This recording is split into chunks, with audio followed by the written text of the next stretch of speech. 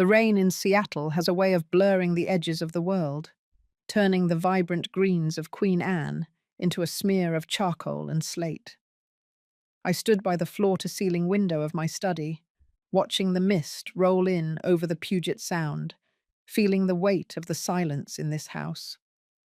It was my 62nd birthday, a day that should have felt like a milestone of a life well lived, of blueprints turned into steel and glass, of a career as an architect where I mastered the art of making things stand tall. But as I touched the cold glass, all I felt was the structural fatigue of my own soul. Arthur has been gone for 3 years now, and without him the blueprints of my life seem to have lost their scale. Then there was the knock on the door. It was Madison, my only daughter, my masterpiece. She walked in with that brisk corporate energy that always made me feel a little bit like an outdated model. Behind her was Julian, her husband, with that polished, silver-tongued smile that never quite reached his eyes. They weren't empty-handed. Madison held a box wrapped in silver paper, tied with a ribbon the color of a bruise. She kissed my cheek, a fleeting touch of cold skin, and told me happy birthday, Mum. She said they had found something special, something that suited the woman I used to be. I opened the box, and there it was. The dress. It was emerald silk, so deep and rich it looked like it had been spun from the moss of a rainforest. The fabric felt like liquid against my fingertips, a cool, shimmering river of luxury. Madison told me it was a limited piece from a boutique downtown, something to remind the world that Clara Huntington was still the queen of the Seattle skyline.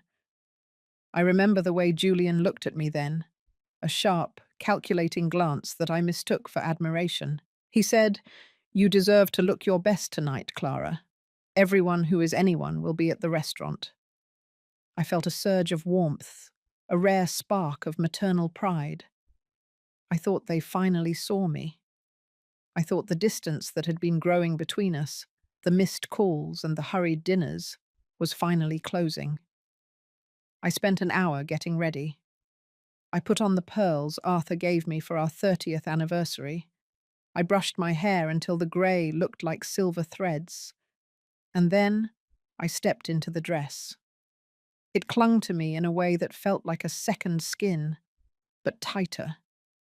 As I looked in the mirror, I didn't see a grieving widow or a retired architect. I saw a woman of substance. I saw a mother who was loved. I didn't notice the way the silk seemed to constrict my chest, or how the emerald hue made my skin look slightly paler than usual. I was blinded by the light of my own hope. We arrived at the restaurant, a glass-walled cathedral of fine dining overlooking the dark waters of the bay. My friends were already there. Eleanor, Beatrice, and Margaret. Women I had known since our children were in diapers. Women who had shared my triumphs and my losses. As I walked toward the table, the emerald silk rustling softly, I felt the eyes of the room on me. I felt powerful. I felt seen. Madison took her place at the head of the table, Julian to her right, and for a moment, the world felt balanced again. We ordered expensive wine, and the conversation flowed like the tide. We talked about the old days, about the projects I had built, about the future Madison was carving for herself in the tech world. But then, the atmosphere shifted. It was subtle at first. A whisper at the next table, a lingering look from the waiter. I felt a cold prickle at the back of my neck. Beatrice reached for her wine glass, but her eyes were fixed on my neck. She asked me, "Clara, that is a beautiful dress, but is that a stain on the collar?" I reached up, my fingers trembling, and felt nothing but the smooth silk. But then Eleanor leaned in, her face twisted in a mask of concerned pity. She said, "Oh dear, Clara, I think there is something caught in the lace." I looked down, and my heart stopped. Tucked into the folds of the emerald silk right against my heart, was a glimmer of something that didn't belong to me. A diamond brooch. It was a sunburst of stones, brilliant and unmistakable. I recognized it instantly. It belonged to Mrs. Sterling, the matriarch of one of Seattle's oldest families, who was sitting just 3 tables away. My breath hitched. How could it be there? I felt the heat rise in my cheeks, a burning wave of confusion. I tried to pull it out, but my fingers were clumsy, tangled in the very silk Madison had given me. Before I could speak, before I could explain, Julian stood up. His voice wasn't quiet. It was projected, the voice of a man accustomed to leading meetings. But now it was laced with a performative horror. He said, "Clara, what is that? Is that Mrs. Sterling's brooch?" The restaurant went silent. The clinking of silverware died a sudden death. All eyes were on me. I looked at Madison, expecting her to laugh, to tell them it was a joke, to stand up and shield me with her strength. But she didn't. She looked at me with a cold, detached disappointment that felt like a physical blow. Madison didn't raise her voice. She used that soft, trembling tone she used when she wanted to appear like the victim of a great burden. She said, "Mum, oh no, not again. We talked about this. We talked about the forgetfulness. We talked about the things you've been taking from the shops lately." Julian reached across the table and placed a firm hand on my arm, the emerald silk bunching under his grip. He said to the room, to our friends, to the strangers watching with hungry eyes, "Please, everyone, excuse my mother-in-law. She hasn't been herself lately. The doctors call it a cognitive decline. She doesn't even know what she's doing." The words felt like stones being piled onto my chest. Cognitive decline, forgetfulness, taking things. It was a script, a perfectly rehearsed play, and I was the lead actress who hadn't been given her lines. I looked at Eleanor, at Beatrice, at Margaret. I saw the pity. I saw the way they pulled their handbags a little closer to their bodies. I saw the bridge of 40 years of friendship burning down in a matter of seconds. I tried to stand, to find my voice, to tell them that I was a Huntington, that I built the very buildings they lived in, that I would never, ever steal. But my throat was dry, and the emerald silk felt like it was choking me. Julian was already calling for the manager. He was apologizing, offering to pay for the inconvenience, acting the part of the noble, suffering son-in-law. Madison was weeping softly into her linen napkin, her shoulders shaking with a calculated grief. She whispered, "I just wanted her to have one nice night, one night where she felt like herself before the darkness took her completely." I looked at her, really looked at her, and for the first time, I saw the predator behind the pearls. I saw the daughter who didn't see a mother, but a source of equity, an obstacle in the way of her startup's survival. They led me out of the restaurant like a criminal, not with handcuffs, but with those firm, patronizing grips on my elbows that were far more damaging. The Seattle rain was still falling, colder now, soaking into the emerald silk, making it heavy and dark. I stood on the sidewalk, the neon lights of the city blurring into streaks of red and blue, and I felt the ground disappear. I wasn't just Clara Huntington anymore. I was the old woman who stole. I was the mother who had lost her mind. I was a problem to be managed. As Julian pushed me into the back of their black SUV, he leaned in close to my ear. The smell of his expensive cologne was suffocating. He whispered, "Don't worry, Clara. We're going to take care of everything now. You don't have to worry about the house, or the bank accounts, or anything at all. You just need to rest. We'll tell everyone it was just a senior moment.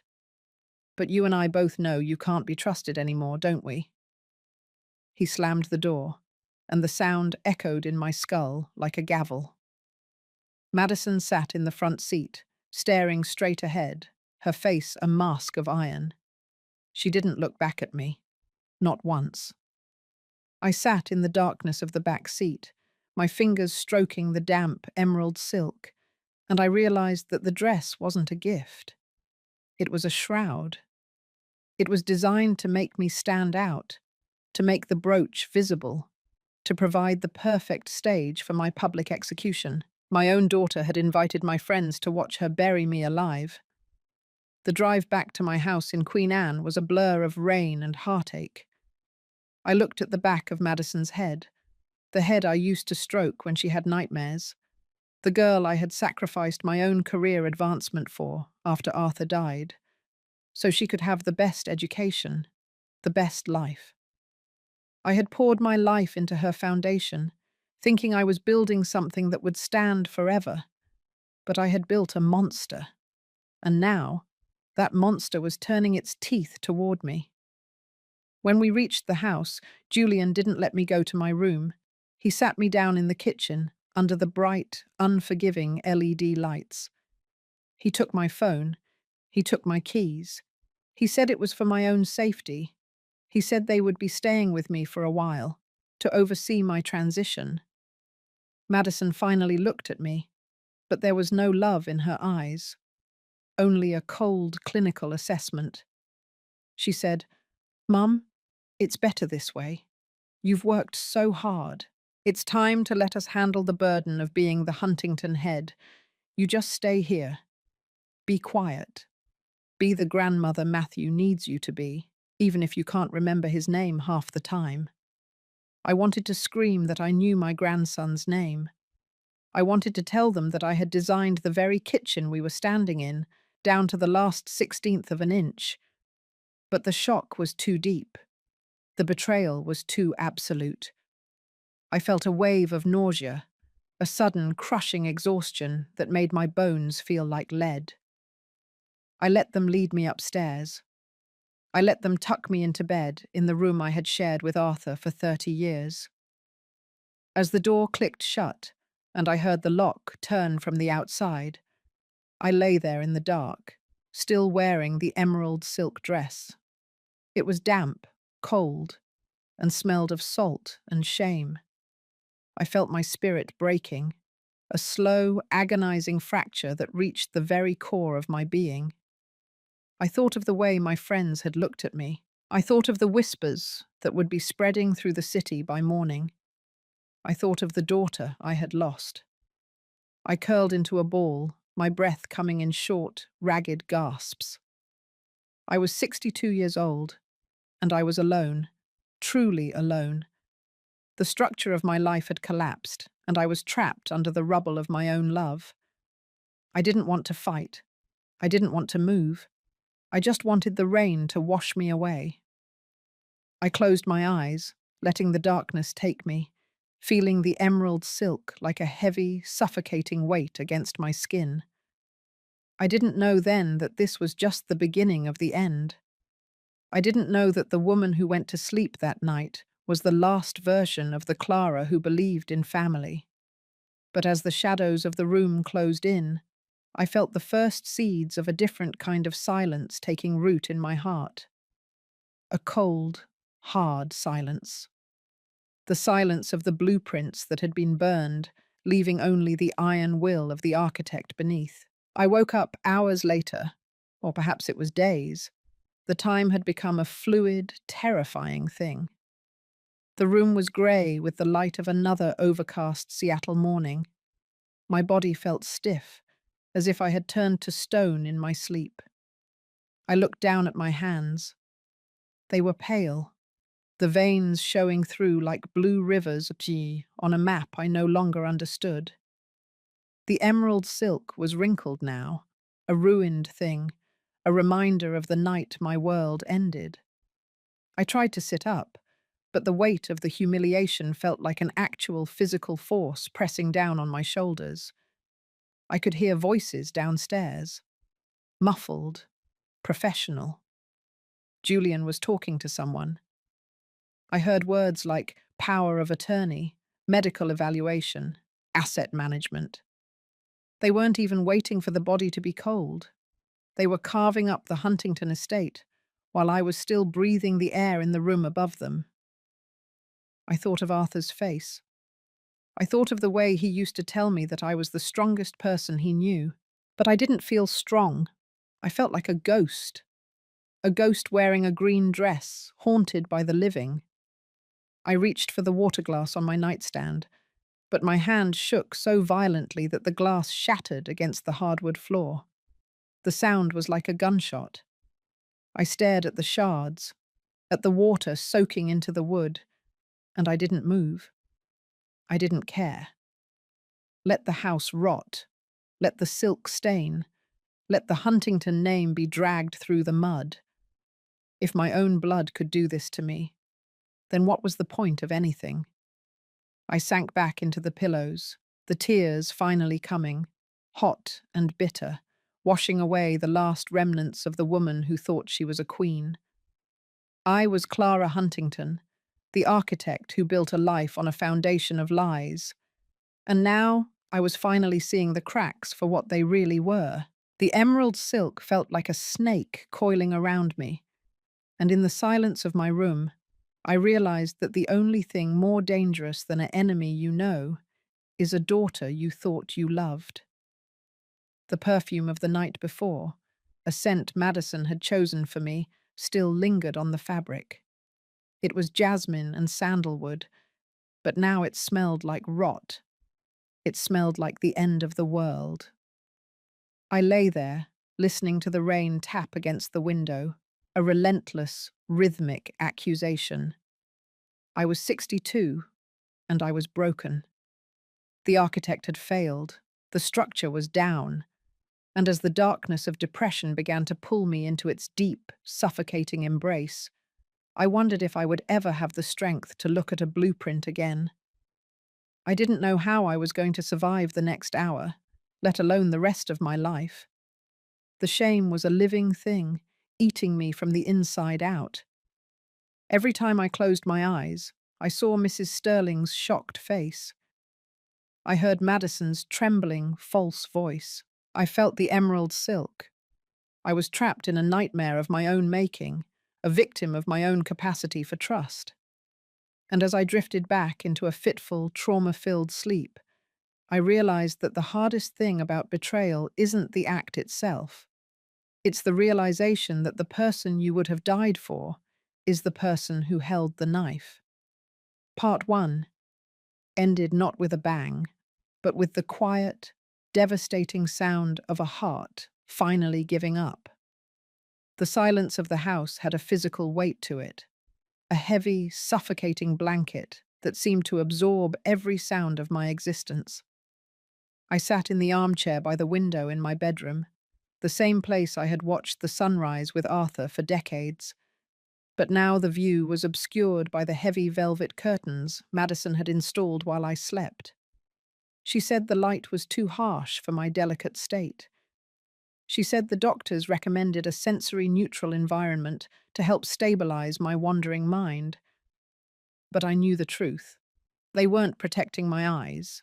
They were erasing the world. I was still wearing the emerald silk dress on that first day, or maybe it was the second. Time had become a thick, grey slurry, oozing past without markers.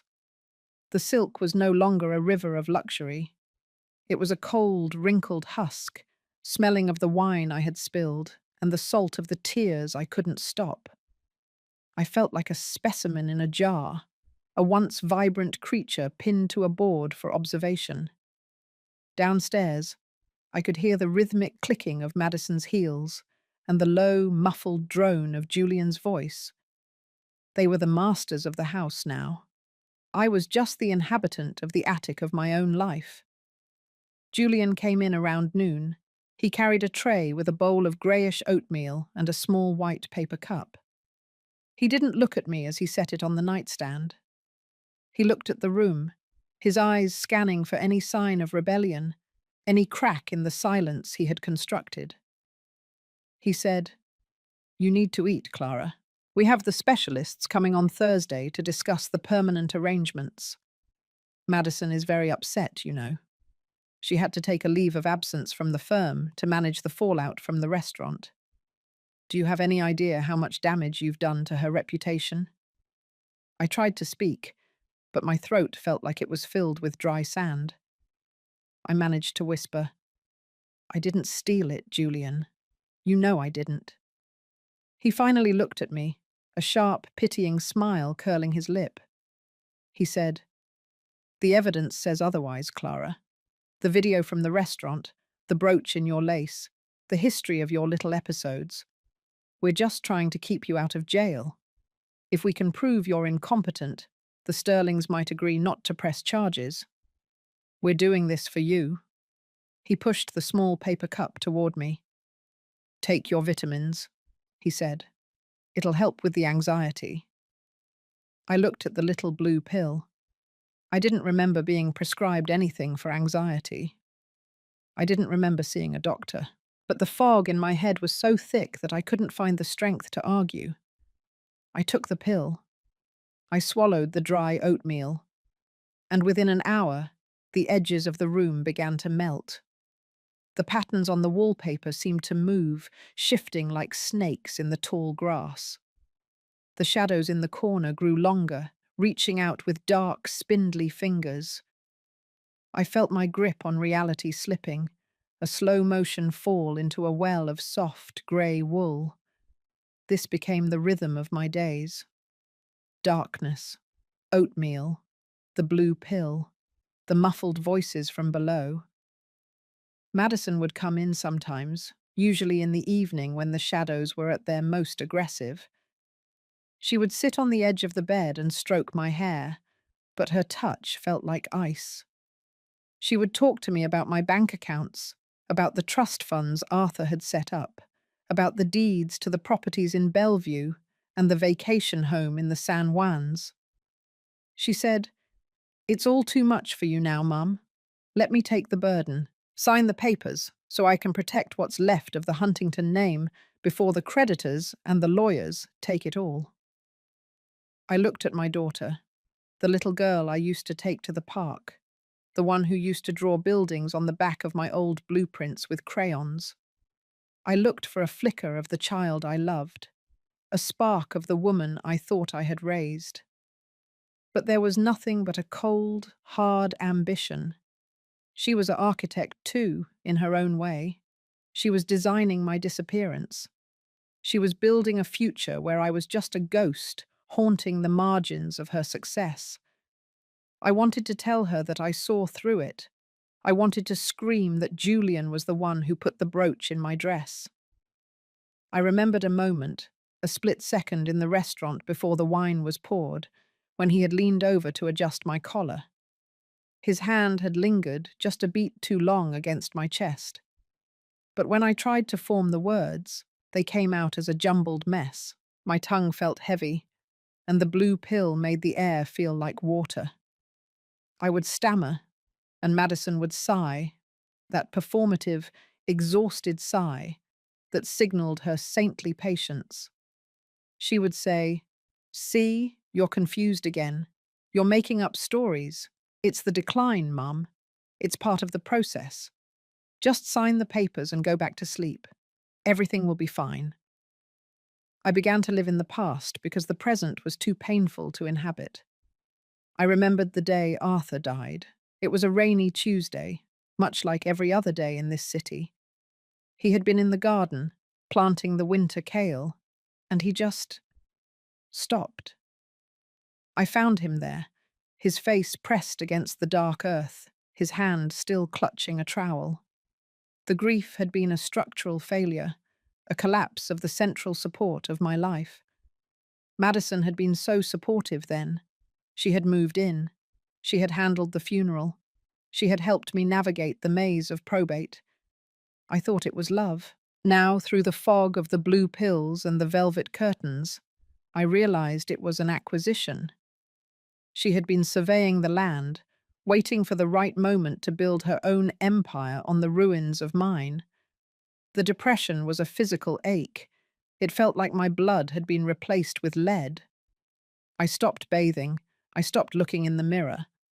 What was the point? The woman in the mirror was a thief, a mad woman, a burden. I lay in bed for hours, watching the dust motes dance in the sliver of light that escaped the heavy curtains. I thought of my friends, Eleanor, Beatrice, Margaret. I wondered if they talked about me over lunch. I wondered if they had already deleted my number from their phones. The thought of them seeing me like this, a broken, medicated shell in a stained green dress, was more than I could bear. Julian and Madison began to bring strangers into the room, men in suits with clipboards, women with stethoscopes and cold, clinical eyes. They would ask me questions I couldn't answer. What is the date, Clara? Who is the president? Can you draw a clock for us? I would try. I would really try. But the numbers would run away from me, sliding off the edge of the page like raindrops on a windshield. I would see Julian nodding in the background, a look of profound, staged sorrow on his face. He would whisper to the evaluators, "She was such a brilliant woman once. It's heartbreaking to see her like this."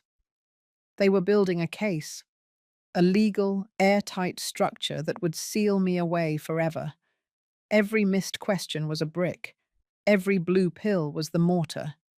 And Madison was the foreman, overseeing the construction of my tomb. I felt the last of my autonomy being stripped away, like the finish being sanded off an old piece of furniture. I was being prepared for the warehouse. The worst part was the gaslighting. It wasn't just the words. It was the environment.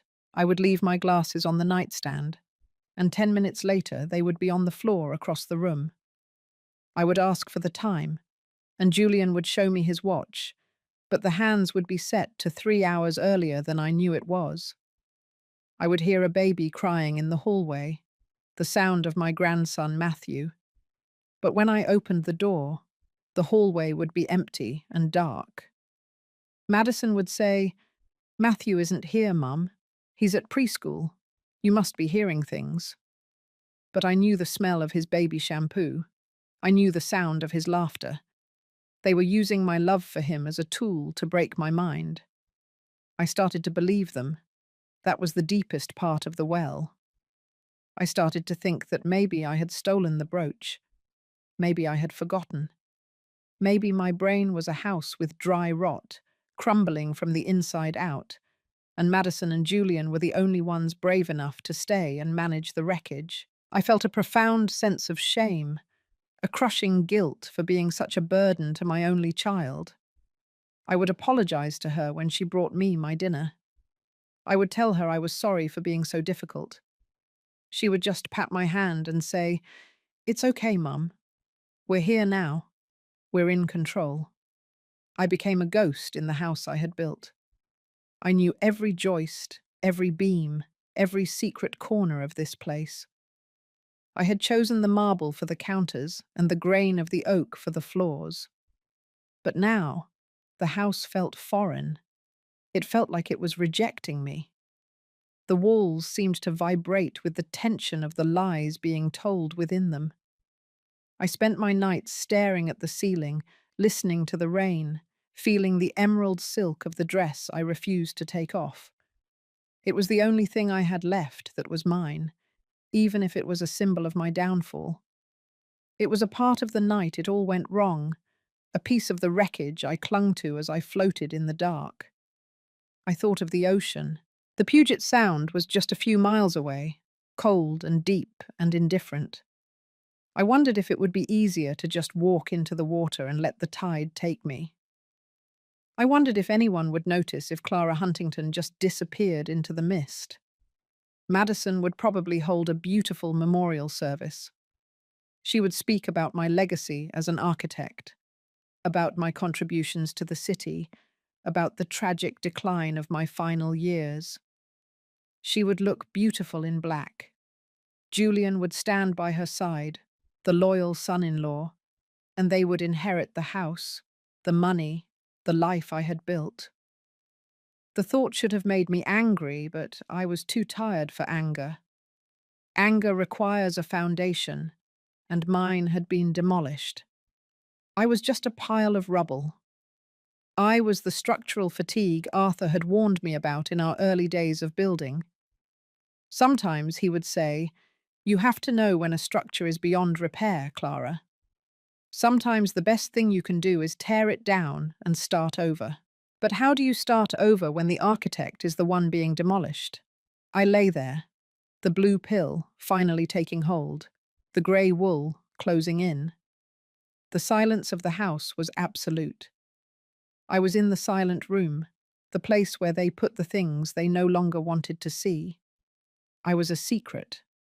I was a shadow. I was a mother who had been replaced by an asset. As the darkness took me once again, I felt a single tear roll down my cheek, soaking into the emerald silk. It was a tiny, insignificant drop in an ocean of grief. I was Clara Huntington, and I was finally, completely alone. The next morning, the fog was even thicker. I could hear them talking in the study directly below my bedroom. It was my study, the place where my drawing table stood, the place where I had designed the Vance building and the Mercer Library. I heard the rustle of blueprints. I heard Julian say, "We can subdivide the Queen Anne lot. The house is old, but the land is worth millions," Madison replied. "But we have to wait for the final guardianship order. We can't move the assets until the judge signs off on the permanent incapacity." Julian laughed, a dry, metallic sound. He said, "With the medical reports we've gathered, she'll be lucky if they let her keep her own shoes." Permanent incapacity. The words echoed in my mind, a death sentence for my soul. They weren't just taking my money, they were taking my identity. They were going to have a court of law declare that I was no longer a person.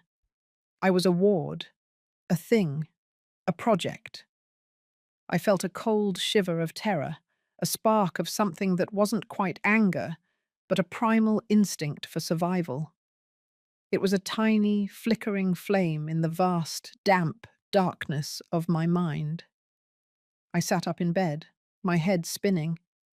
I looked at the shards of the glass on the floor, still there from the night before. They hadn't cleaned it up. They didn't care if I cut my feet. They probably hoped I would. It would be just another sign of my decline, another incident to add to the file.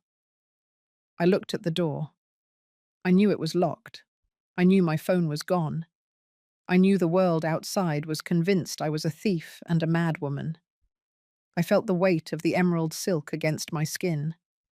It was dirty now, stained with oatmeal and sweat and tears. It was a ruined thing, much like me. But as I touched the fabric, I felt the diamond brooch again. They had taken it back, of course, that night at the restaurant, but the memory of it was still there. I remembered the way the pins had felt as Julian had adjusted my collar. I remembered the weight of it. I was an architect. I spent my life understanding how things fit together. I understood balance and tension. I understood the way a single point of failure could bring down a whole skyscraper. And in that moment, through the haze of the medication and the crushing weight of the depression, I realized that I was the point of failure in their plan. They needed my signature. They needed my silence. They needed me to stay in the silent room until the lawyers were finished.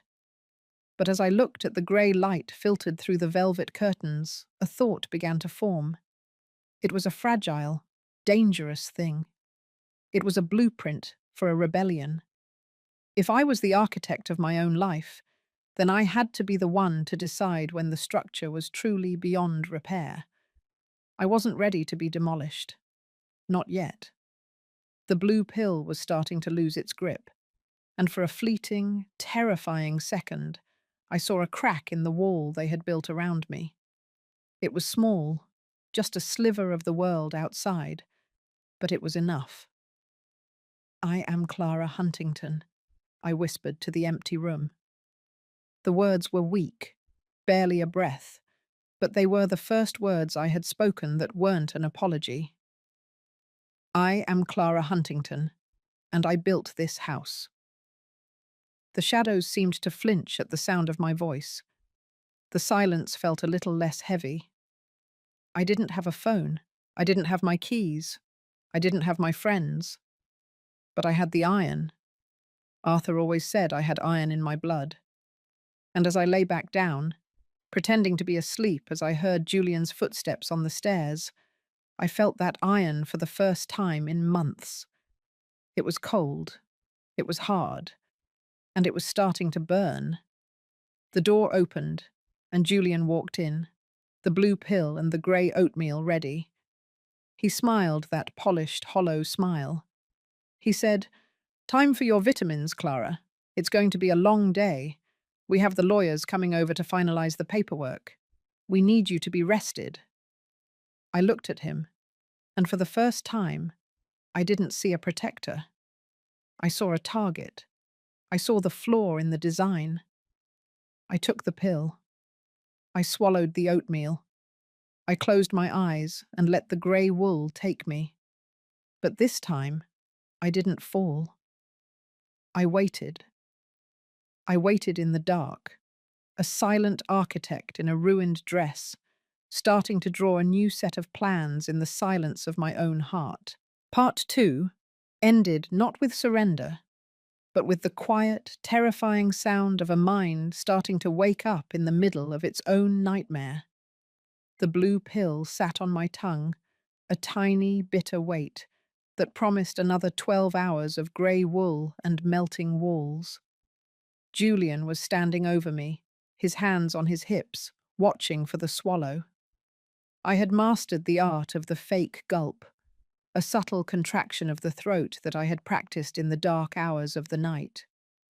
As soon as he turned to pick up the oatmeal tray, I tucked the pill into the deep, dry pocket between my cheek and my gum. I watched his back, the expensive fabric of his suit shimmering in the dim light of the room. He was so confident in my fragility. He was so certain that he had successfully demolished the structural integrity of my mind. When the door clicked shut and I heard the lock turn, I waited. I waited for the silence to settle, for the rhythm of the house to shift into its afternoon lull. I spat the pill into a tissue I had hidden under the mattress. It was a small, blue witness to my rebellion. I felt the fog starting to lift, the edges of the room sharpening like a photo coming into focus. For the first time in weeks, the walls stayed still. The shadows retreated to the corners where they belonged. I sat up, my head clear, the architect in me finally waking up from a long, drugged sleep. I looked at the room. It was no longer my sanctuary. It was a site survey. I began to analyze the space with the clinical detachment I used to bring to a construction zone. The velvet curtains were held by heavy iron rods. The door was solid oak, but the hinges were old. I looked at the floor, at the shards of glass I had avoided for days. I realized then that my depression had been their greatest tool. My grief had been the scaffolding they used to build my prison. But love was a variable I had removed from the equation. Madison was no longer my daughter. She was a liability. Julian was no longer family. He was a trespasser. I spent the next few hours moving with a ghost-like silence that only the truly desperate can achieve. I knew where every floorboard creaked. I knew how to breathe so the air didn't vibrate. I searched the room, looking for anything they had missed. They had taken my phone, my laptop, my car keys. They had stripped me of my digital identity. But they had forgotten about the old world. In the back of my closet, tucked inside a shoebox filled with Arthur's old letters, was a small silver transistor radio. I turned the dial, the static a comfort in the silence. I found a local news station. I heard the date. I heard the weather report. I was back in the stream of time. Then I heard them downstairs. The voices were sharper now that my ears weren't muffled by the grey wool. Julian was in the study. My study. I heard the sound of a drawer being forced open. I heard him say, "The offshore accounts are tied to her biometric data. We need her signature on the physical transfer forms before the end of the month." Madison's voice was tired, edged with a frantic energy I hadn't heard before. She said, "The investors are pulling out, Julian. The startup is a black hole. If we don't get the Huntington liquid assets by Friday, the board will call for a full audit. We'll lose the house, the firm, everything." Julian's voice was cold. "We won't lose anything, Maddie. She's already halfway to the warehouse. We just need to keep her sedated for the final evaluation. The judge likes a tidy case. A senile old woman who can't remember her own name is a very tidy case. Just stay the course." The betrayal didn't hurt this time. It felt like a cold wind blowing through a hollow building. I realized that Madison's tech firm, the one I had been so proud of, was a house of cards. She hadn't been building a future. She had been burning through a legacy. And Julian was the one holding the torch. They didn't hate me. They were just pragmatic. They were using the resources available to them. And I was the largest resource they had. I began to plan. I needed a way out, but I couldn't just run. I was a 62-year-old woman in a stained emerald dress with a record for theft and a medical file that said I was losing my mind. If I walked out the front door, they would have me back in handcuffs within an hour. I needed to be more than a victim. I needed to be an architect. I needed to build a case that was stronger than their lies. I spent the next 3 days pretending to be worse than I was. I would stammer more. I would let the oatmeal dribble down my chin. I would stare at the wall for hours when Madison came in. I watched her look at me with a mixture of guilt and relief. She wanted me to be gone so she didn't have to look at what she was doing. I gave her what she wanted. I gave her the ghost. But underneath the facade, I was working. I waited for the night. Julian stayed late at the office. I heard the front door close, the sound of his car fading into the Seattle rain. Madison was in the kitchen, the smell of burnt coffee drifting up the stairs. I knew the lock on my door. It was a simple deadbolt Arthur had installed years ago for privacy. I had a small metal nail file hidden in my jewelry box. I spent 2 hours working the mechanism, my fingers bleeding, my heart hammering against my ribs. When the bolt finally clicked back, the sound was like a symphony. I slipped out of the room, my bare feet silent on the oak floors. I didn't go for the front door. I went for the study. I needed evidence. I needed the blueprints of their betrayal. The room was a mess. My architectural drawings were scattered on the floor, some with coffee rings on them. My desk was covered in Julian's financial statements. I found a folder marked Huntington Estate. I opened it, and the world went cold. There were documents with my signature on them. Perfect forgeries. They were transfer deeds for the Bellevue property. They were letters of resignation from my board positions. There was a draft of a will that left everything to Julian Thorne in the event of Madison's death. He wasn't just planning to take my money. He was planning to take hers, too. He was the parasite that was eating the whole family. I found something else, a small black device tucked behind the books on the shelf. A listening device. They had been monitoring my room, my phone calls, my life. Every word I had spoken in my grief had been recorded and used to build the narrative of my decline. I felt a surge of cold, pragmatic fury. They had used my own house against me. I needed to contact someone outside their circle of influence. I thought of my friends, but I knew the bridge was burned. I thought of the police, but Julian had the medical reports. Then I remembered Marcus Vance. Marcus was a lion of the Seattle legal world. I had designed the Vance building for him 10 years ago. We had spent months arguing over the load-bearing walls and the height of the atrium. He was a man who respected structure. He was a man who understood that a building was only as strong as its foundation. I knew he was still practicing law, specializing in estate litigation and the protection of the elderly. He was the only person who might look at the blueprints and see the flaws. I found his old business card in the back of my desk drawer.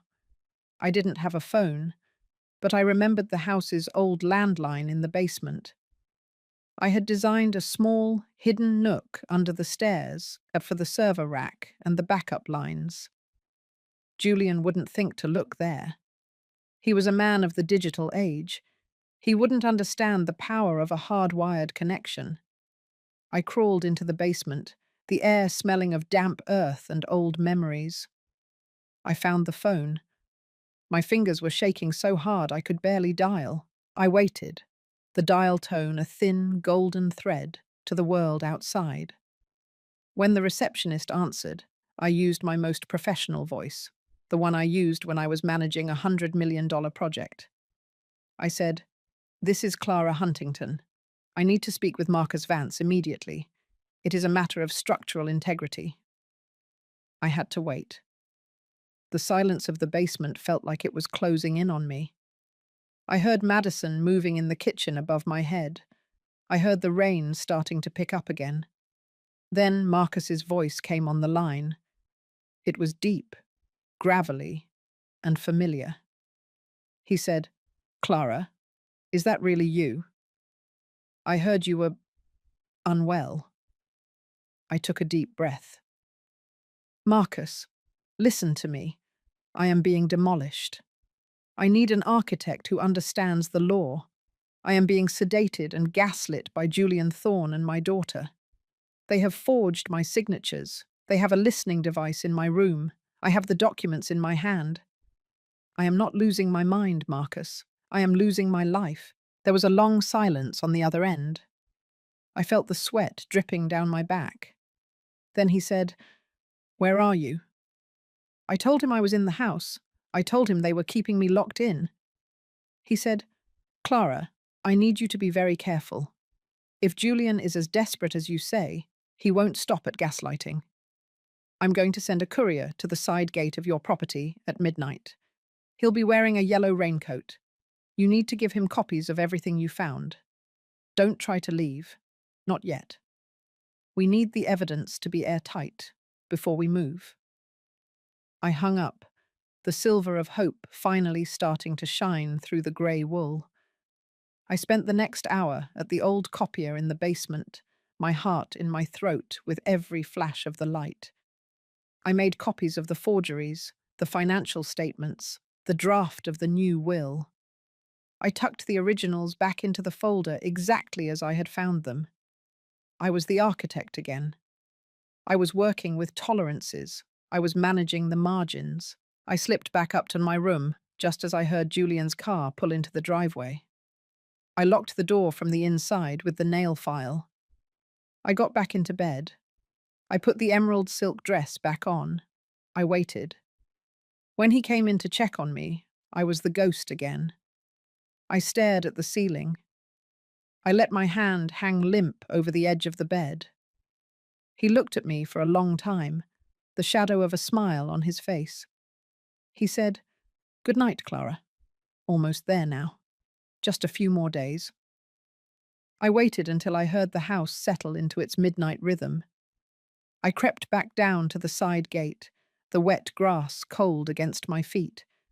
The rain was a deluge now, the Seattle sky a heavy, dark ocean. I saw him, the yellow raincoat. He didn't say a word. I handed him the envelope. He nodded once and disappeared into the mist. I walked back to the house, the rain soaking into the emerald silk. I felt a strange sense of peace. The architect had drawn the new plans. The site was prepared. The structure was being rebuilt from the inside out. I was no longer a victim of my own grief. I was a strategist. I was a survivor. I realized then that Madison had made a fatal mistake. She had forgotten who had taught her how to draw. She had forgotten who had shown her how to look at a sight and see the hidden dangers. She had thought I was the building, something to be managed and eventually replaced.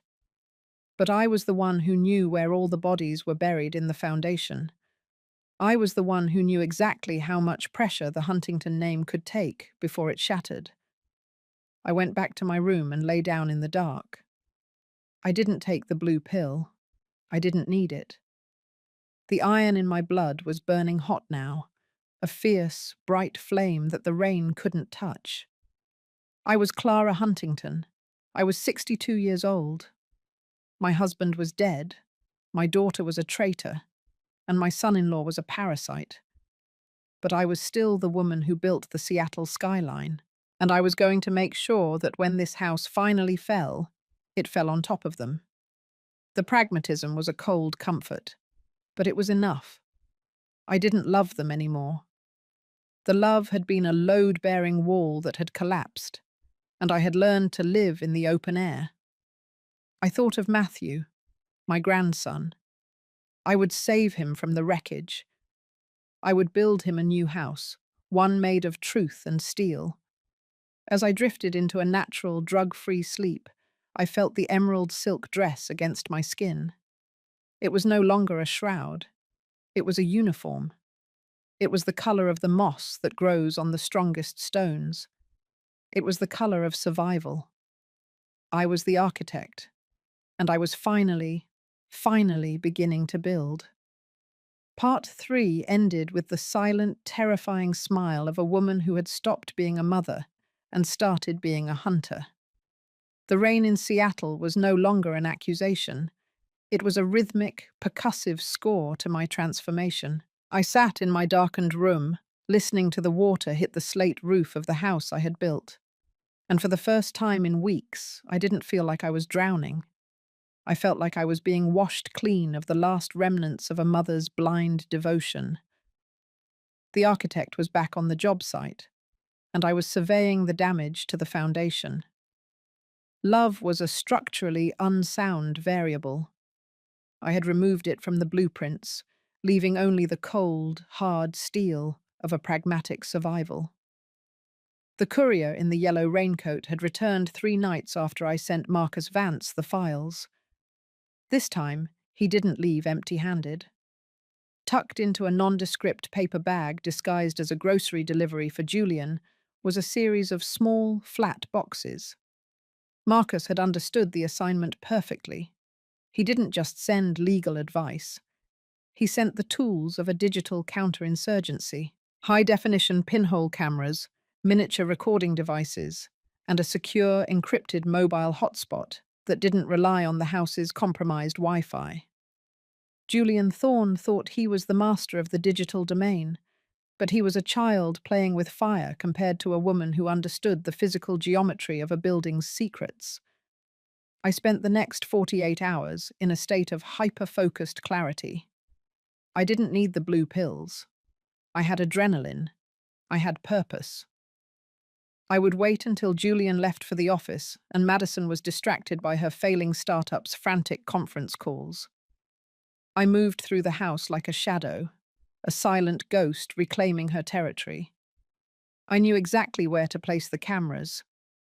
I hid one in the ornate molding above the study door, angled perfectly to capture the desk where Julian forged my name. I tucked another into the vents of the kitchen, where they sat and discussed my warehousing over artisanal coffee. I wired a microphone into the base of the lamp in the living room, the very place where they had staged my mental breakdowns for the doctors and evaluators. I was the architect. I understood sight lines. I understood the way sound traveled through the ventilation ducts. I was building a digital fortress around their lies, and they had no idea they were walking into a trap of my design. Every time Madison came into my room to check on me, I gave her the same vacant stare. I let my mouth hang open just a fraction. I kept the emerald silk dress on, now so wrinkled and stained it looked like a discarded skin. She would sigh that exhausted, saintly sigh and say, "I'm so sorry you're like this, Mum. It's for the best, really. Julian has found a lovely facility in the Cascades. It has a beautiful garden. You always loved gardens. I would just nod, my mind recording the cold calculation in her voice. Gardens. She meant a graveyard for the living. I watched her through my own eyes, but also through the lens of the camera I had hidden in the teddy bear Matthew had left in my room. I was recording her guilt. I was archiving her betrayal. It was no longer an emotional wound. It was a data point. It was evidence for the structural failure of her character. The blue pills were stacking up in the tissue under my mattress. I had enough now to put an elephant to sleep. I looked at the pile of chemicals and felt a strange sense of power. They thought they were sedating a woman. They were actually fueling a hunter. The fog in my head had completely cleared, replaced by a crystalline logic. I began to track their movements with the precision of a project manager. Julian's late-night meetings weren't meetings. They were frantic sessions with a liquidator. He was trying to sell my Bellevue property under the table using the forged power of attorney. I heard him on the kitchen microphone, his voice edged with panic. He said, "I don't care about the market value, Rick. Just get me the cash. We need to clear the debt before the guardianship hearing on Tuesday. If the judge asks questions, we'll just say we're consolidating her assets for her long-term care." Madison's responses were getting shorter, sharper. The stress of the lies was starting to show in the structural integrity of her own mind.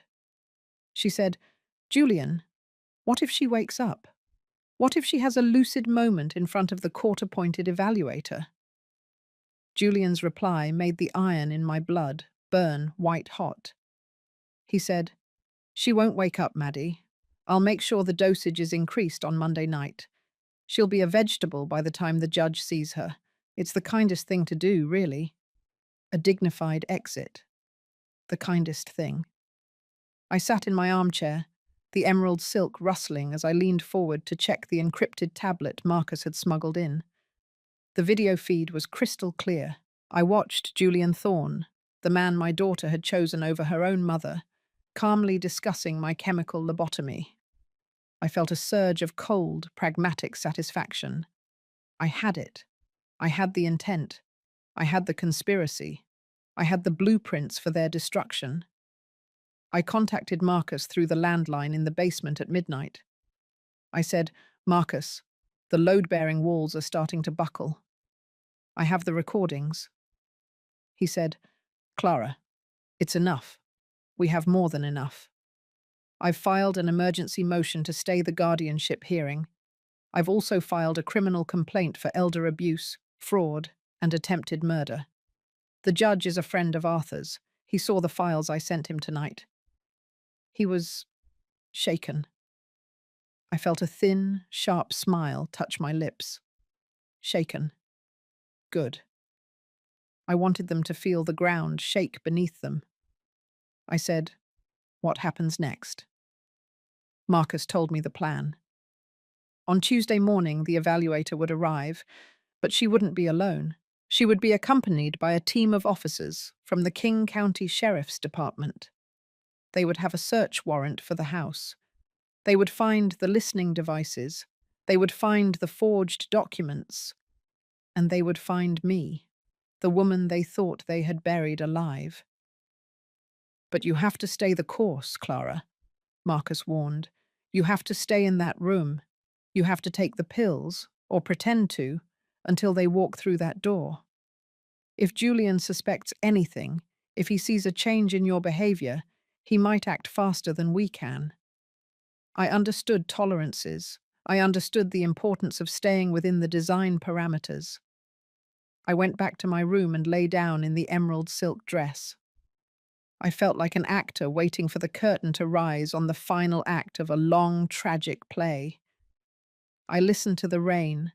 I listened to the silence of the house. I listened to the muffled sound of my daughter's laughter from the floor below, a sound that used to bring me joy, but now sounded like the rasp of a saw against a support beam. Sunday was the hardest day. Madison came in with Matthew, my grandson, the only person in this house who still saw me as a person. He ran to the bed and tried to climb up, but Madison pulled him back. She said, "Be careful, Matthew. Grandma isn't feeling well. She's very sick in her head. She needs quiet."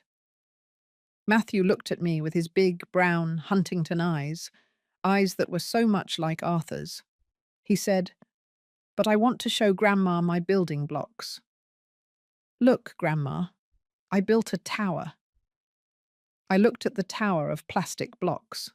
It was red and blue and yellow, wobbly but standing. I wanted to pull him to my chest. I wanted to tell him that Grandma was the best architect in the city and that she was going to build him a world where people told the truth. But I couldn't. I had to stay in character. I let my eyes stay glassy. I let my hand remain limp. I felt a piece of my heart break off and fall into the dark. But I didn't let it show. I was the architect, and I was working with a rigid set of specifications. Madison took him away, her voice soft and poisonous. "Come on, sweetie. Grandma needs to rest. We're going to find her a nice place with a big playground for you to visit." She didn't see the camera in the teddy bear's eye recording her every word. She didn't see the woman beneath the emerald silk, counting the seconds until Tuesday morning. Monday night was the final test. Julian came in with the oatmeal and the blue cup. This time, there were 3 pills. He didn't look at me. He was humming a low, tuneless song. He said, "Last night in the old house, Clara. Big day tomorrow. We're moving you to the retreat in the morning. It's got a view of the mountains. You'll love it. Just take these and get a good night's sleep." I took the cup. I tucked the pills into my cheek. I swallowed the grey sludge. I watched him leave. I heard the lock turn. Then I spat the pills out and washed my mouth with the water from the vase of dead roses Madison had forgotten to remove. I didn't sleep. I sat in the armchair and watched the rain wash over the city. I looked at the skyscrapers I had helped build, their lights twinkling in the dark like beacons. I thought of Arthur. I thought of the legacy we had tried to create. I realized that the Huntington name was never about the buildings. It was about the integrity of the people who inhabited them. And I was the only one left with any iron in my foundation. I spent the night reviewing the plan. I checked the camera feeds on the tablet one last time. I watched Julian and Madison drinking wine in the kitchen, celebrating their victory. They were talking about the vacation they would take after the guardianship was finalized. They were talking about the yacht Julian wanted to buy. They were so small, so petty, so incredibly fragile in their own arrogance. They had built their future on a foundation of sand, and they had no idea the tide was coming in. As the sun began to rise over the Cascade Mountains, turning the Seattle sky into a smear of bruised purple and cold gold, I felt a strange sense of calm. I wasn't afraid. I wasn't depressed. I was pragmatic. I was an architect at the end of a long, difficult project. I was ready to hand over the keys. I stood up and walked to the mirror. I looked at the woman in the emerald silk dress. She was thin, her skin pale, her hair a wild tangle of silver. But her eyes were clear. Her eyes were hard. She was the woman who had survived the demolition. She was the woman who was about to walk out of the rubble. I heard the first car pull into the driveway at exactly 8 o'clock.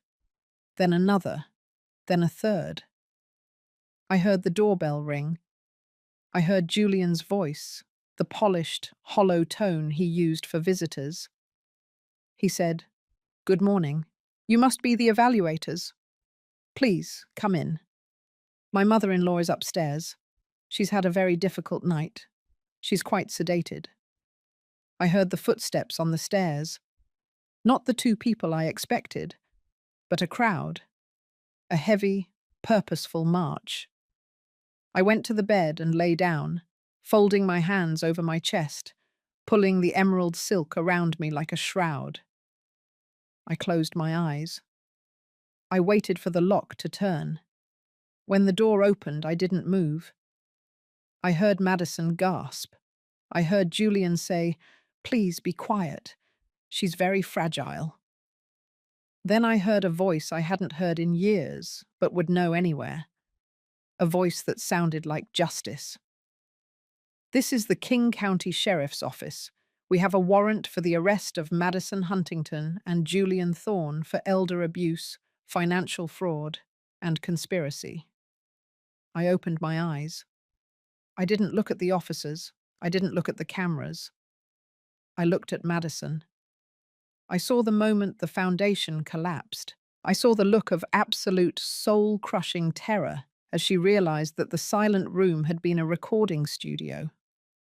I saw Julian Thorne try to run, only to be tackled by two deputies in the hallway. I stood up from the bed. I didn't stammer. I didn't shake. I walked toward my daughter, the emerald silk rustling with every steady step. I looked her in the eye, and for the first time in months, I let her see the architect. I said, "The structure was never the problem, Madison. It was the architect you chose to trust." I walked past her out into the hallway, out into the light of my own house.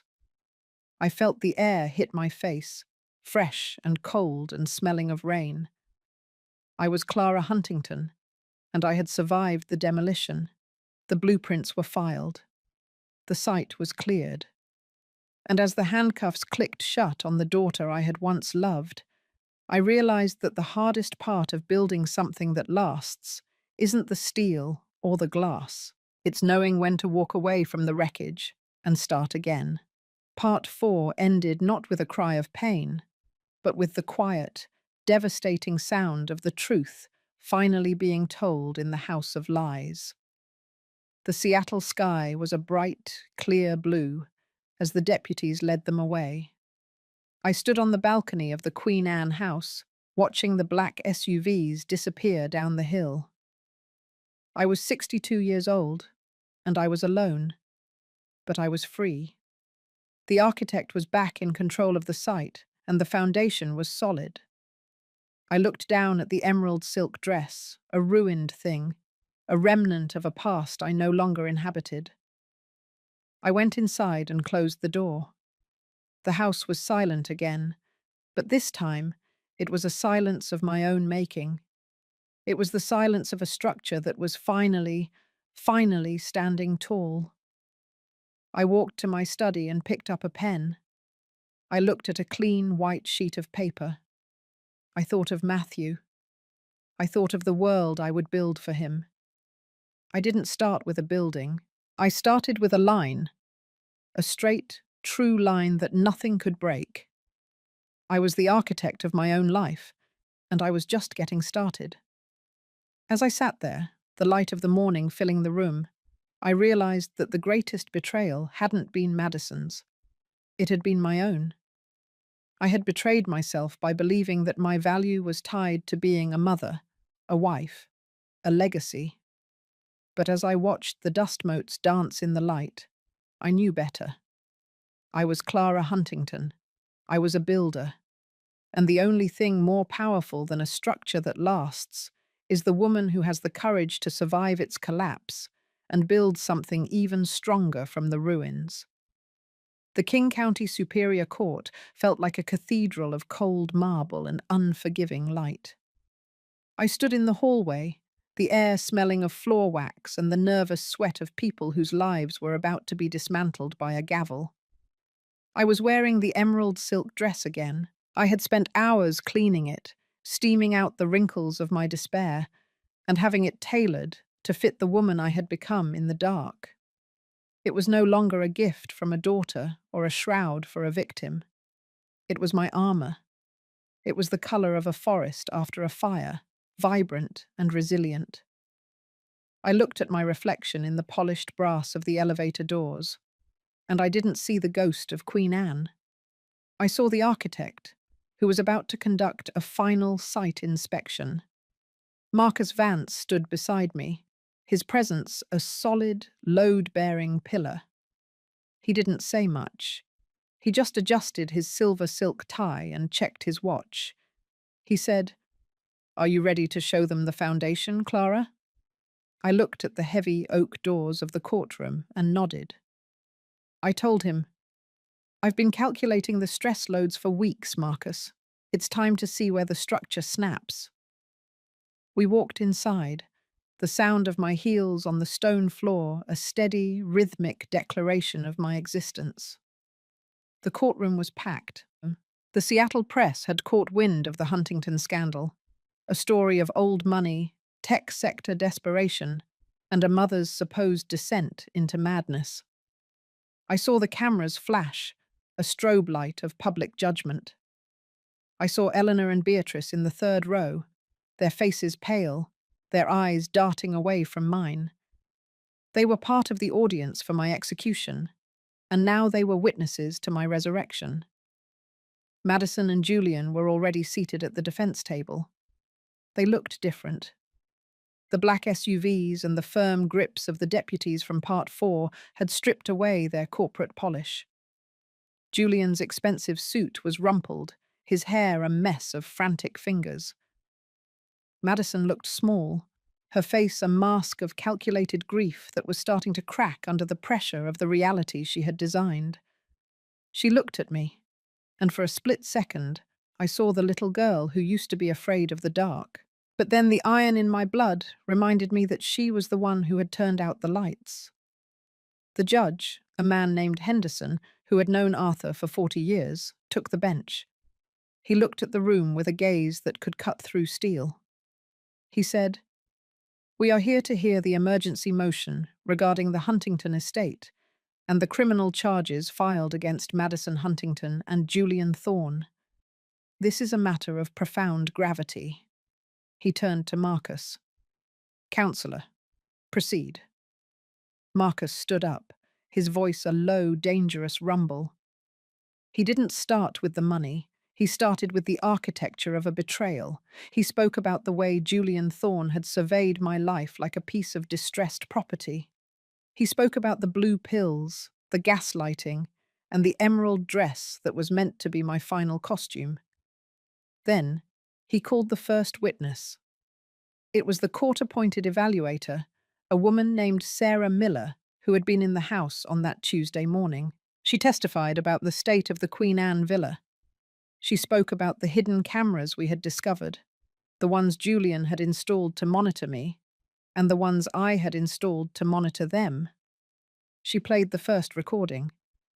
The courtroom went silent. It was the sound of the kitchen vents.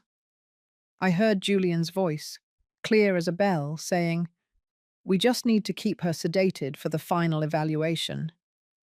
I heard Madison's reply, a whisper that felt like a razor across my throat. "Julian, what if she wakes up?" I watched the jury, or rather the legal assistants and the judge who were acting as the finders of fact, and I saw the moment the foundation collapsed. Julian put his head in his hands. Madison just stared at the table, her knuckles white.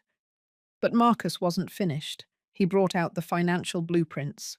He showed the forgeries. He called a handwriting expert who explained the technical failure of the forged signatures on the property deeds. He spoke about the $3 million Julian had tried to move into an offshore account in the Cayman Islands.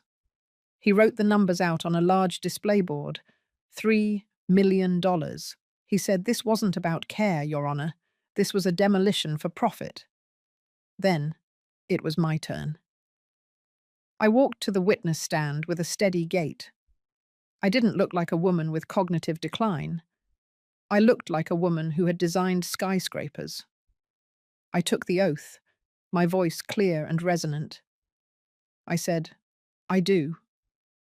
Marcus walked toward me, his eyes encouraging. He asked me, "Clara, tell the court about the dress you are wearing." I touched the emerald silk. I said, "My daughter gave me this dress for my 62nd birthday. She told me it was a symbol of my status. But Julian Thorne, used it as a stage. He tucked a diamond brooch into the lace and told the world I was a thief. He used my grief for my late husband as the mortar for a prison. They fed me medications that weren't mine. They tried to erase the person I have been for 62 years so they could pay off the debts of a failing startup and a gambling addiction. Madison stood up then, her voice a shrill, desperate shriek. She yelled, "She's lying! She's manipulative! She's always been like this, controlling everything!" The judge slammed his gavel, a sound that echoed like a structural failure. He said, "Sit down, Mrs. Huntington, or you will be removed." I looked at my daughter. I said, "I am not controlling you, Madison. I am just holding you accountable to the laws of this country. You thought I was a building to be subdivided, but I am the architect, and I know exactly how much weight you can carry before you break." The cross-examination by Julian's lawyer was a desperate attempt to find a crack in my testimony. He asked me about my memory. He asked me about the night at the restaurant. He asked if I was sure I hadn't simply forgotten taking the brooch. I looked him in the eye, and I didn't blink. I said, "I have the blueprints for the Sterling estate in my office. I know exactly where the security cameras are in that restaurant because I consulted on the renovation 5 years ago. I didn't steal that brooch. I was framed by the man sitting to your left. And I have the video from the molding in my study to prove it." We played the video. It was grainy, but unmistakable. It showed Julian Thorne standing by my desk, practicing my signature over and over on a sheet of Huntington letterhead. It showed him taking the sterling brooch out of a velvet pouch and whispering to Madison, "This will be the final blow, Maddie. Once she's accused of theft, no one will believe a word she says about the money." The silence that followed was absolute. It was the silence of a grave. Julian Thorne looked like a man who had just watched his own execution. Madison was weeping now, but they weren't the crocodile tears of the restaurant. They were the tears of a predator who had been caught in her own trap. The judge didn't even need to retire to his chambers. He looked at the evidence, he looked at the recordings, and he looked at me. He said, "In my 30 years on the bench, I have rarely seen a more calculated or cruel attempt to dismantle a human being's dignity. The evidence of elder abuse, financial fraud, and criminal conspiracy is overwhelming." He turned to the bailiffs. He said, "Take Julian Thorne into custody immediately. No bail." He turned to Madison. He said, "Madison Huntington, you are a disgrace to your father's name and your mother's love. I am issuing an immediate injunction freezing all your assets. You will be taken into custody pending a formal indictment for your role in this conspiracy." The handcuffs clicked shut. The sound was the same as it had been in my kitchen, but this time the metal wasn't for me. I watched the deputies lead them away. Julian was shouting about his lawyers, about his connections, about how this was a mistake. Madison just looked back at me one last time. Her eyes were empty. There was no daughter left in there, only the wreckage of a life built on greed. I sat in the witness stand for a long time after the room cleared. The cameras were still clicking, the reporters were still whispering, but I didn't hear them. I felt a strange sense of emptiness. The purge was complete. The parasites had been removed from the structure, but the building was still standing, and it was hollow. I looked at the emerald silk dress, and I realized that the price of justice was the loss of the only family I had left. Marcus Vance came over and put a hand on my shoulder. He said, "You did it, Clara. You saved yourself. You used the law to protect the woman you are." I told him, "I didn't just save myself, Marcus. I saved the Huntington name, but the cost was $900,000 in legal fees, a shattered heart, and a daughter I will never speak to again." He nodded. He understood. He said, Sometimes you have to burn the site to clear the debris. But look at you, Clara. You're still standing. I walked out of the courtroom and into the Seattle afternoon. The rain had stopped. The sky was a bright, sharp blue that made my eyes ache. I stood on the steps of the courthouse, watching the people walk by, and I felt the weight of my freedom. It was a heavy thing, but it was mine. I wasn't Clara the thief. I wasn't Clara the madwoman. I was Clara Huntington, the architect.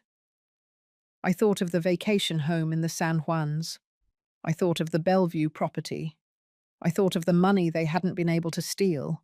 It was all there. Millions of dollars. A fortune built on steel and glass. But as I looked at the city skyline, I realized that none of it mattered if I didn't have a foundation of peace. I went to a small cafe near the market. I ordered a coffee and sat by the window. I watched the ferries cross the bay, their wakes like white scars on the dark water. I thought of Matthew, my grandson. I would find a way to be in his life, away from the poison of his father and the ambition of his mother. I would build him a world where a birthday gift was just a gift, not a weapon. The purge had been clinical. It had been necessary. It had been American in its efficiency and its reliance on the truth of the record. I had used the very tools they tried to use against me, technology, law, and social status, to dismantle them. I had been the more efficient architect. But as the sun began to set, casting long golden shadows across the street, I felt the first real sting of the trauma. The adrenaline was fading, leaving only the cold reality of what had happened. My daughter had tried to kill my mind. My son-in-law had tried to steal my life. I had won the war, but the battlefield was my own soul. I touched the emerald silk of my sleeve. It was a beautiful fabric. It was strong. It was resilient, just like me. I realized then that I didn't need to be a queen or a legacy or a mother to be valuable. I just needed to be the woman who knew how to build things that lasted. I was the architect of my own recovery. I paid for my coffee and walked back to my car. I drove toward Queen Anne, toward the house I had built with Arthur. I knew I wouldn't stay there. The house was too full of ghosts, too full of the echoes of Madison's false laughter and Julian's cold calculations. I would sell it. I would subdivide the lot myself. I would use the money to build something new, something small, something solid, something that was just for me. The architect was ready for a new project. The site was cleared. The demolition was over. And as I watched the lights of the city flicker on, I knew that the next structure I built would be the most important one of all.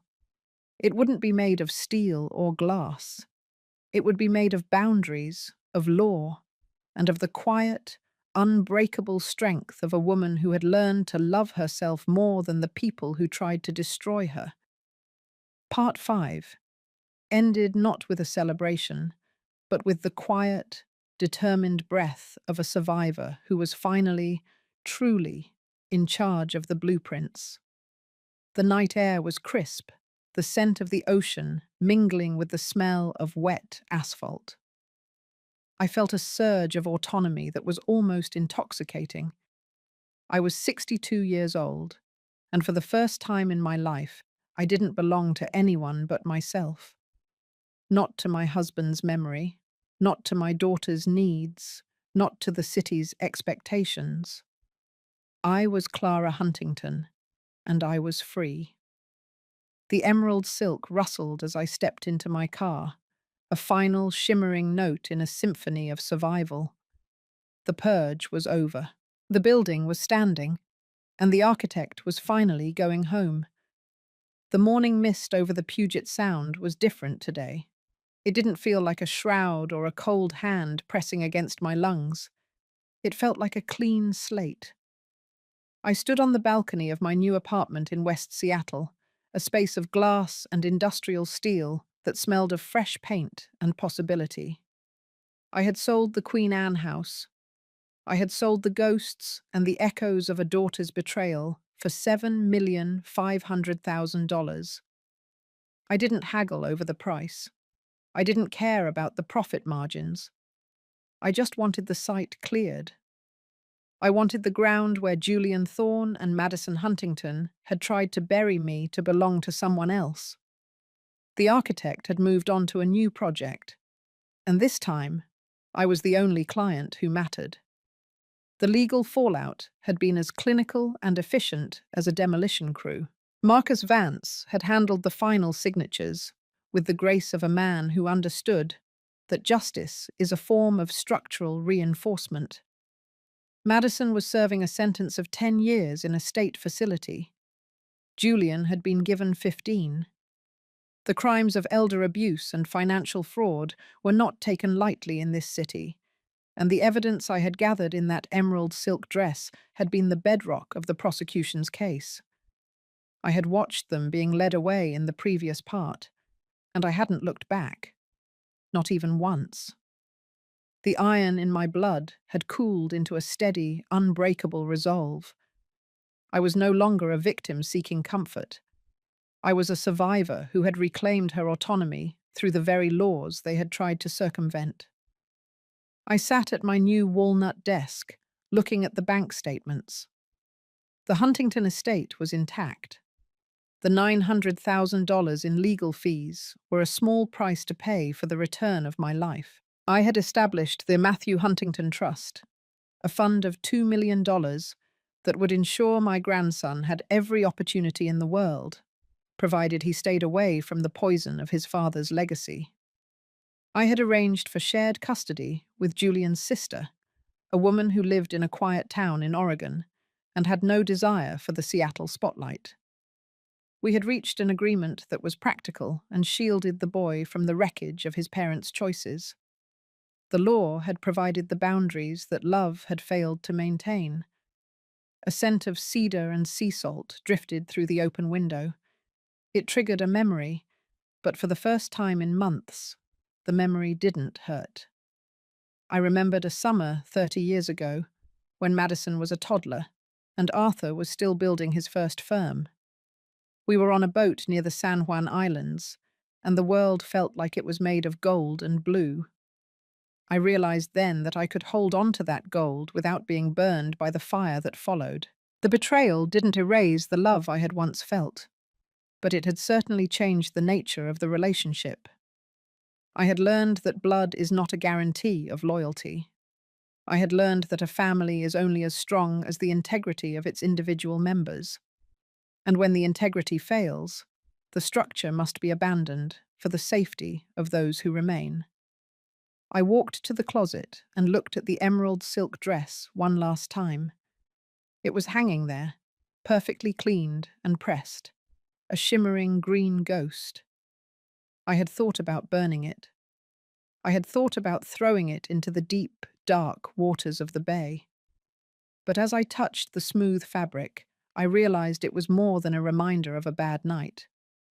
It was the skin I had shed to become the woman I was now. It was the uniform of my awakening. I folded it carefully and placed it into a box. I would donate it to a charity that helped women re-enter the workforce after domestic trauma. It was a beautiful dress, and it deserved to move on, just as I had. The silence in my new home was a luxury.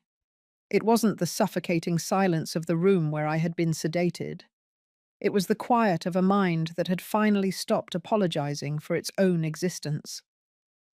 I spent my afternoons at the Seattle Public Library, the very building I had helped design decades ago. I sat in the atrium and watched the light move across the geometry of the walls. I saw the people using the space I had created, and I felt a profound sense of purpose. My legacy wasn't Madison Huntington. My legacy was the steel and stone that gave people a place to learn and grow. I was a builder, and I was still building. I had reconnected with Beatrice and Eleanor, but the bridge was different now. We met for lunch at a small bistro, far away from the restaurant of that fateful night. They apologized.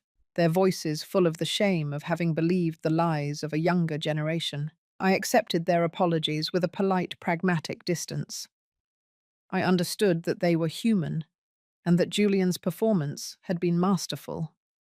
But the intimacy we once shared was gone, replaced by the cautious respect one gives to a survivor. I didn't need them to be my world anymore. I had found my own center of gravity. One evening, a letter arrived from the prison. It was from Madison. I looked at the envelope for a long time, the familiar handwriting a sharp prick against my skin. I didn't open it. I knew what it would contain. It would be a mixture of blame, desperation, and the hollow promises of a predator who had run out of prey. I walked to the kitchen and dropped the letter into the shredder. The sound of the blades was a final, mechanical closure. I didn't owe her my attention. I didn't owe her my forgiveness. I had given her a life, and she had tried to take mine. The account was closed. I felt a surge of energy, a lightness in my step that I hadn't felt since Arthur died. I began to work on a new project, a pro bono design for a shelter for elderly victims of abuse. I spent my nights at my drawing table, the blueprints of a new sanctuary taking shape under my hands. I used everything I had learned about security, sight lines, and the need for hidden strength. I was building a fortress for those who had been told they were invisible. I was using my pain as the raw material for someone else's safety. It was the most important work of my life. I thought of the woman I had been in part 2, the broken ghost who stared at velvet curtains and waited for a blue pill. That woman was dead. She had been demolished to make room for the structure that was standing now. I realized that the U-shaped journey of my soul had brought me back to the surface. But I was not the same Clara. I was stronger. I was sharper. I was entirely my own person. The trauma had been a fire that burned away the soft wood, leaving only the tempered steel. The rain started to fall again, a soft Seattle drizzle that blurred the lights of the city. I stood by the window and watched the ferries cross the water. I felt a deep, quiet peace. I was 62 years old, and my life was just beginning. I had my health, I had my fortune, and most importantly, I had my truth. I had used the law to protect my dignity and the architecture of my mind to survive the darkness. I was Clara Huntington, and I was standing tall. I picked up my phone and called the school in Oregon. I spoke to Matthew. He told me about his new friend and the tower he had built in his woodshop class. He said, "I used the techniques you told me about, Grandma. I made sure the base was wide enough to handle the weight." I smiled, the tears in my eyes a warm, healing rain. I told him, "That's right, Matthew. Always start with the foundation. If the foundation is solid, the rest of the world can shake all it wants. But you will still be there." I hung up and looked out at the city. The skyscrapers were glowing in the dark, a forest of light and achievement. I felt like one of them. I had been built to last. I had survived the earthquake of betrayal and the landslide of grief. I had cleared the site and built something new. I was the architect of my own rebirth, and the blueprints were perfect. As I prepared for bed, I realized that the greatest lesson of the emerald dress wasn't about the cruelty of others. It was about the resilience of the self. It was about the power of standing up and saying, "I am here, and I matter. I am not a legacy to be managed or a burden to be stored. I am a living, breathing woman with a voice and a will." And as I closed my eyes, I didn't see the shadows. I saw the horizon. I saw the light of a new day, and for the first time in a very long time, I was ready for it. The architect was home, and the structure was finally complete.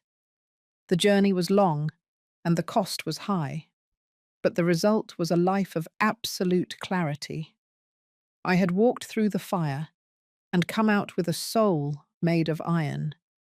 I had learned that the only person who can truly define your value is you. And as the rain tapped gently against the glass, a rhythmic, peaceful lullaby, I knew that I was exactly where I was supposed to be. I was Clara Huntington, and I was free. Forgiving oneself is the final, most essential brick in the foundation of recovery after a profound betrayal. For a long time, I blamed my own heart for being too open, my own eyes for being too blind to the monster growing in my own home. I felt the shame of a mother who had failed to see the cracks in her child's character. But true light only returns when you realize that your capacity to love was never a flaw. It was a strength that others tried to weaponize. Reclaiming my narrative meant acknowledging the trauma without letting it become my identity. I have learned to embrace the scars as proof of my structural integrity, finding peace in the quiet independence of a life built on truth, law, and an unwavering belief in my own worth.